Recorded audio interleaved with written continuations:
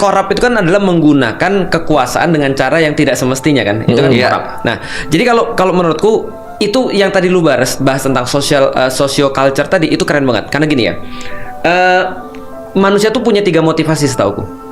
Pertama adalah internal motivation, yang ketiga adalah dua adalah external motivation dari social culture itu. Ketiga adalah yang lebih tinggi lagi adalah sebuah motivasi karena dia nggak punya pilihan lain. Jadi there is no option.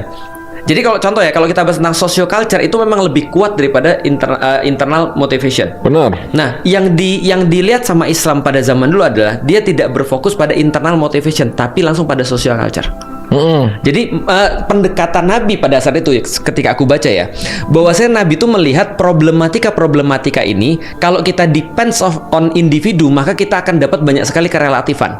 Tapi kalau kita kendalin socio culture-nya, harusnya kita bisa masuk dalam teori input, proses, output.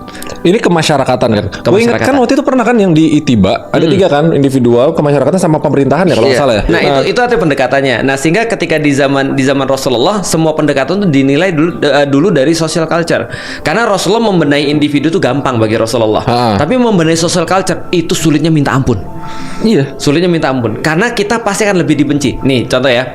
Kalau andaikan Raymond cuma ngomong sama orang, kalau ada utang dibayar ya.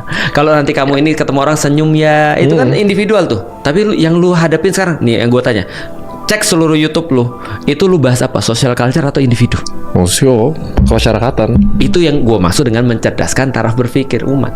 Iya, soalnya bayanginnya kayak gini kalau individu ya. Gue ngomong sama satu orang, pasti gue bisa ubah nih orang ini. Nih. Tapi tiba-tiba kan udah cabut kan, nggak ketemu gue kan, ketemu lagi sama teman-temannya, balik lagi pasti. Balik lagi gitu misalnya. Betul, berarti masa ada di social culture kan? Iya, di kemasyarakatan itu yang paling susah gitu. Dan solusinya apa? Kalau misalnya di level masyarakat nih, ini kan kalau masyarakat tuh yang susah ya. Banyak dorongan, banyak tarik-tarikan. Ini ada yang bilang kayak kapitalisme nomor 1, ini ada yang bilang Bitcoin nomor 1, ini ada yang bilang ya macam-macam lah.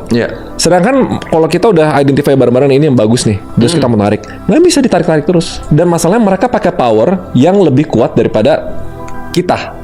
Tanda kutipnya gitu. Pakai duit, pakai cewek, pakai minuman, apalagi ya? Posisi, tahta, cinta, harta, kata. Nah itu yang susah dari masyarakat.